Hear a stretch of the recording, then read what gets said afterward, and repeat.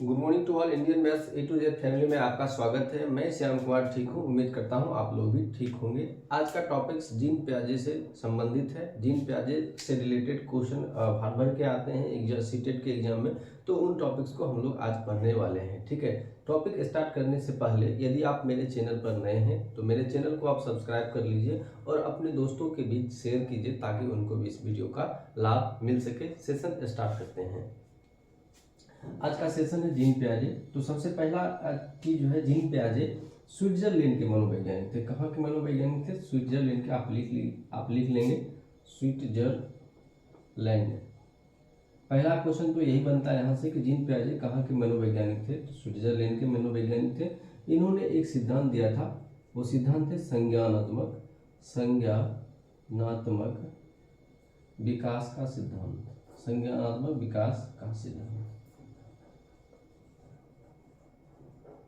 ध्यान से समझिएगा।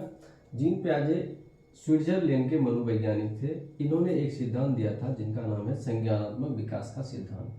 जीन पियाजे के अनुसार बच्चे में जैसे जैसे जैविक परिपक्वता आती है, यानी कि बायोलॉजिकल मैच्योरेशन आता है, वैसे वैसे वो वस्तुओं के कॉन्सेप्ट को अपने दिमाग में बैठाना शुरू कर देता है। समझिएगा इन बातों को। जीन पियाजे साहब ने कहा था कि जैसे जैसे बच्चों में विकास होता है, वृद्धि होता है, शारीरिक विकास, जैविक मैच्योरेशन आता है, वैसे वैसे वो चीज़ों के कॉन्सेप्ट को अपने दिमाग में बैठाना शुरू कर देता है। एग्जाम्पल के तौर पे हम समझते हैं कि 3 साल का बच्चा अगर है तो वो मार्कर के बारे में नहीं समझेगा ये क्या है, ठीक है। लेकिन जैसे ही वो बड़ा होगा, जैसे जैसे वो बढ़ेगा और क्लास में बढ़ेगा, पहले से दूसरे तीसरी तरह से बढ़ेगा, उनका शारीरिक विकास होगा तो मानसिक विकास भी होगा और वो मार्कर के बारे में समझने लगेगा और इस मार्कर का जो छवि है, इसका कॉन्सेप्ट उसके दिमाग में बैठ जाएगा। तो जीन पियाजे साहब का यही कहना था कि जैसे जैसे बच्चे में बायोलॉजिकल मैच्योरेशन आता है, जैविक परिपक्वता आती है, वैसे वैसे वो वस्तुओं के प्रति जो है कंसेप्ट अपने दिमाग में बनाना शुरू कर देता है। जीन पियाजे ने एक चीज और कहा था। उन्होंने कहा था कि बच्चे जो है समाज के निर्माता एवं नन्हे वैज्ञानिक भी होते हैं। वो अपने सिद्धांतों का जो है निर्माण करते हैं। जीन पियाजे साहब ने कहा था कि बच्चे की थिंकिंग जो है वो वयस्कों से प्रकार में अलग होती है, ना कि क्वांटिटी में। तो इन चीज़ों को हम समझते हैं। जीन पियाजे साहब का कहना हुआ कि बच्चा जो सोचता है और वयस्क जो सोचता है, दोनों का सोचने का तरीका अलग होता है, लेकिन क्वांटिटी जो है, मात्रा जो है, वो एक समान ही होता है। ऐसा नहीं है कि वयस्क में सोचने की क्षमता बहुत ज़्यादा होता है और बच्चे में सोचने की क्षमता कम होती है। सोचने का प्रकार दोनों में सेम ही होता है, लेकिन उनके क्वांटिटी अलग अलग होते हैं। ये सभी जीन पियाजे साहब ने बोला है। तो आप इनको लिख लीजिएगा, ठीक है। जो मैंने बोला है उनको आप लिख लीजिएगा। तो अब जीन पियाजे साहब ने 4 सिद्धांत मुख्यतः दिए थे, उनको हम पढ़ते हैं। पहला सिद्धांत उनका था अनुकूलन का सिद्धांत। अनुकूलन का सिद्धांत, इसको एडेप्टेशन भी कहते हैं। दूसरा सिद्धांत उन्होंने दिया साम्य धारण का सिद्धांत, या फिर इसको आप ऐसे कह सकते हैं स्कीमा के बारे में उन्होंने बताया, स्कीमा, ठीक है। ये 2 सिद्धांत उनके प्रमुख थे, ठीक है। इनके अंतर्गत हम अलग अलग चीजों को पढ़ेंगे, ठीक है। तो अनुकूलन किसको कहते हैं, पहले हम इन चीजों को समझेंगे। अनुकूलन कहने का मतलब है कि वातावरण के अनुसार कोई बच्चा या कोई व्यक्ति अपने आप को जब ढाल लेता है तो उसे अनुकूलन कहते हैं। इसको लिख लीजिएगा। वातावरण के अनुसार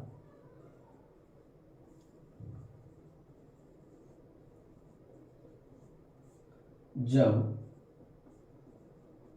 कोई व्यक्ति या कोई बच्चा अपने आप को ढाल लेता है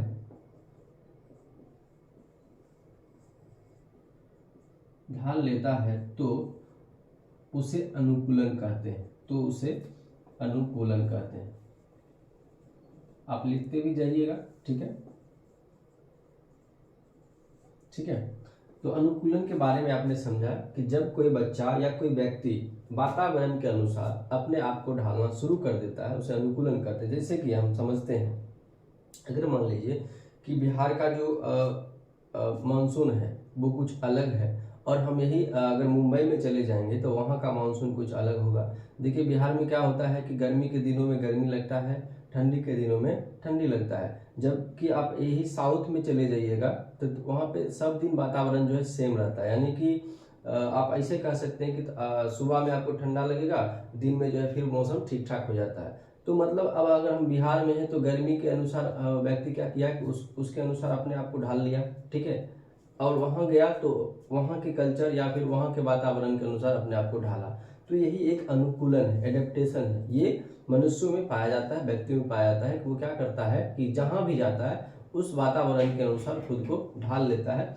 ये अनुकूलन का सिद्धांत है और इसको जीन साहब ने दिया था, ठीक है। अनुकूलन के अंतर्गत हम दो चीजों को पढ़ते हैं। पहला है एक आत्मसातकरण, इसको समझिएगा ध्यान से। अनुकूलन को दो टाइप्स में बांटा गया है, एक आत्मसातकरण,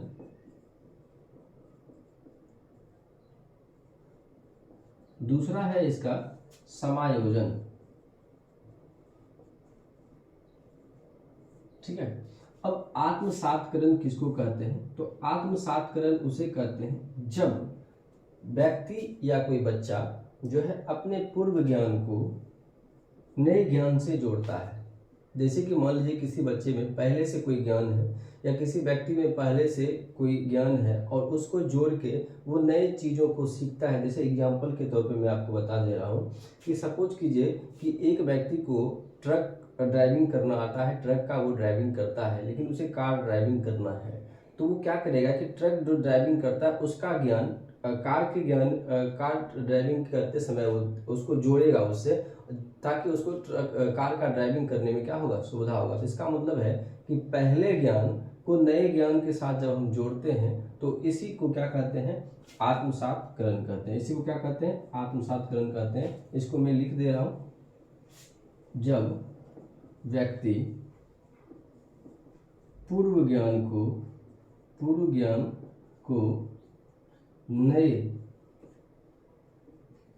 ज्ञान के साथ जोड़ता है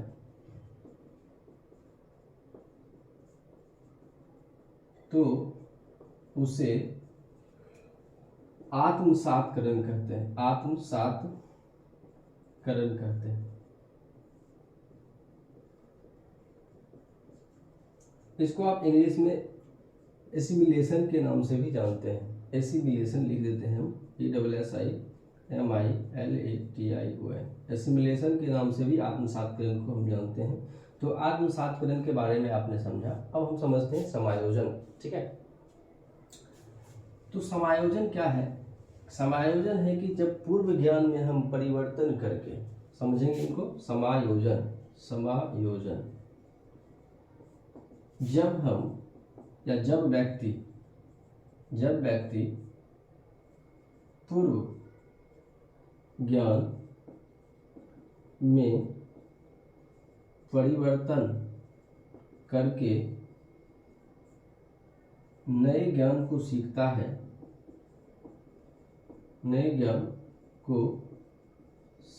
है, तो इसे समायोजन कहते हैं। इसको आप इंग्लिश में एकोमोडेशन भी कहते हैं, ACCOMODATION, एकोमोडेशन भी इसे कहा जाता है।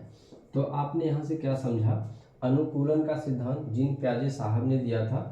अनुकूलन किसे कहते हैं वो मैंने आपको बताया। अनुकूलन को दो भागों में बांटा जाता है, एक आत्मसातकरण, एक समायोजन। इस दोनों के बारे में भी आपने पढ़ा। अब एक आता है संतुलन, ठीक है। संतुलन या साम्य धारण, उनको हम लोग पढ़ेंगे। देखिए संतुलन या साम्य धारण क्या है, इनके बारे में हम लोग पढ़ेंगे। साम्य धारण या संतुलन, देखिए इसको इंग्लिश में इक्विलिब्रेशन कहा जाता है, ये भी आप लिख लीजिएगा, इक्विलिब्रेशन, ठीक है। अब साम्य धारण या संतुलन क्या है? तो आपने अभी दो चीजें पढ़ा है, एक आत्मसातकरण, एक समायोजन। जब आत्मसातकरण या समायोजन दोनों के बीच संतुलन उपस्थित किया जाता है तो उसे साम्य धारण कहते हैं। इसको लिख लीजिएगा, आत्मसातकरण एवं आत्मसातकरण एवं समायोजन के बीच संतुलन स्थापित करना साम्य धारण कहलाता है। साम्य धारण कहलाता है। इन चीजों को आपने समझा, ठीक है। अब एक आता है एस्कीमा। क्या आता है? एस्कीमा आता है। तो एस्कीमा क्या है, हम लोग उसके बारे में पढ़ेंगे। देखिए, एस्कीमा एक ऐसी प्रवृत्ति या प्रक्रिया है, ठीक है, जो बच्चे या व्यक्ति में पहले से स्टोर्ड होता है। ध्यान से समझिएगा, वैसा ज्ञान जो व्यक्ति या बच्चों में पहले से ही स्टोर्ड होता है, ठीक है, उसे एस्कीमा कहते हैं। और उसका उपयोग करके वो एक अलग से विषय के प्रति एक धारणा क्या कर लेता है, धारणा का अनुसरण कर लेता है, उसे क्या कहते हैं, एस्कीमा कहते हैं। इसको इसका डिफिनेशन आप लिख लीजिएगा। यह व्यक्ति में पहले से स्टोर्ड होता है, इसका प्रयोग करके व्यक्ति किसी खास विषय के प्रति धारणा तैयार कर लेता है। हम लोग इसको एग्जाम्पल से समझेंगे, पहले इसको फिर से समझिए कि एस्कीमा उसे कहते हैं जो पहले से व्यक्तियों में स्टोर्ड होता है और उसी का प्रयोग करके व्यक्ति क्या करता है, किसी खास विषय के प्रति एक धारणा पैदा कर लेता है, ठीक है। अब एग्जाम्पल के तौर पर समझेंगे। मान लीजिए कि हम हिंदी सब्जेक्ट को पहले से जानते हैं या हिंदी विषय के बारे में पहले से हम जान चुके हैं, उसके वो चीज़ें पहले से कुछ ना कुछ हमारे दिमाग में स्टोर्ड हैं। अब उसमें अच्छा करने के लिए हम क्या करते हैं, उसके प्रति एक धारणा क्या कर लेते हैं, पैदा कर लेते हैं। तो वही एस्कीमा कहलाता है। वही क्या कहलाता है, एस्कीमा कहलाता है। इससे एक पॉइंट और बनता है, जिन साहब ने कहा था, इन्होंने कहा था कि बच्चे में एस्कीमा की प्रवृत्ति और प्रक्रिया जो होती है वो जन्मजात होती है, यानी कि जन्म से ही एस्कीमा की प्रवृत्ति और प्रक्रिया बच्चे में उपलब्ध होती है, ठीक है। एस्कीमा की प्रवृत्ति या प्रक्रिया बच्चे में जन्मजात होती है, ये जिन साहब ने कहा था, ठीक है। अब एक और आता है संगठन, ऑर्गेनाइजेशन, ठीक है, संगठन, ऑर्गेनाइजेशन। अब संगठन या ऑर्गेनाइजेशन क्या है, उन चीजों के बारे में हम पढ़ेंगे। संगठन,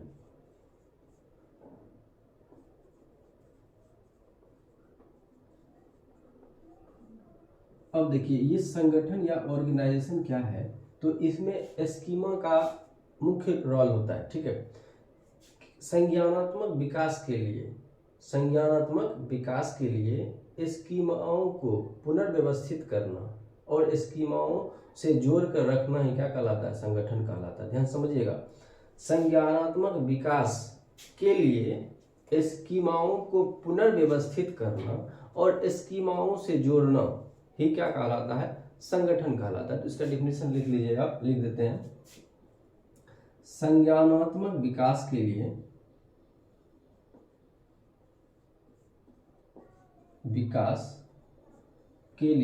संज्ञानात्मक विकास के लिए स्कीमाओं या स्कीमा को पुनर्व्यवस्थित करना, पुनर्व्यवस्थित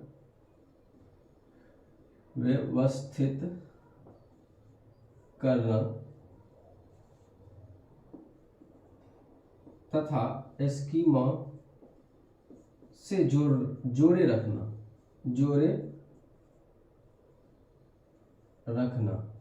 क्या कहलाता है? संगठन कहलाता है। अब इन चीज़ों को एग्जाम्पल से समझेंगे। सपोज कीजिए कि कोई बच्चा आपको मेरे बारे में बताता है कि श्याम सर जो है जीन पियाजे से रिलेटेड उन्होंने कॉन्सेप्ट दिया है, आप जो है उसको जाके पढ़ लीजिए, ठीक है। तो आपने क्या किया कि उनके बात को, यानी उस बच्चे के बात को आपने समझा और यूट्यूब चैनल पे आया और Indian maths A to Z जो है सर्च किया और जीन पियाजे का जो है कॉन्सेप्ट आपने हमसे पढ़ना शुरू किया। तो ये क्या है कि वो बच्चा जो आपको बताया है उसके स्कीमाओं को आपने क्या किया है, उसके बातों को आपने पुनर्व्यवस्थित किया अपने दिमाग में, और वो क्या किया कि आप YouTube पे आए और Indian maths A to Z channel को आपने क्या किया, सर्च किया और मेरे वीडियो को आपने पढ़ना शुरू किया। मतलब उसके बातों को आपने अपने दिमाग में पुनर्व्यवस्थित किया और वही चीज़ आप जो है यूटिलाइज किए और पढ़ना शुरू किए। तो वही चीज़ है संगठन। तो स्कीमाओं को पुनर्व्यवस्थित करके, यानी कि ज्ञान में विकास के लिए स्कीमाओं को पुनर्व्यवस्थित करके स्कीमाओं से जोड़े रखना ही क्या कहलाता है, संगठन कहलाता है। तो यहाँ तक मैंने आपको बता दिया कि जीन साहब का सिद्धांत क्या क्या था, ठीक है। उनको मैंने आपको अच्छे तरीका से एग्जाम्पल के तौर पे मैंने बता भी दिया आपको। कल का जो टॉपिक रहने वाला है वो जीन पियाजे साहब से ही रिलेटेड है, और जीन पियाजे साहब ने संज्ञानात्मक विकास की जो अवस्थाएं होती है वो कितने प्रकार की होती है और वो अवस्थाएं कौन कौन सी होती है, उस अवस्थाओं में क्या क्या होता है और क्या क्या चीज़ें पढ़नी होती है और उन अवस्थाओं से क्वेश्चन कैसे आता है, ये सब पर हम लोग कल विस्तार से डिस्कशन करेंगे। आज के लिए हम सेशन को यहीं स्टॉप कर रहे हैं। जय हिंद, धन्यवाद।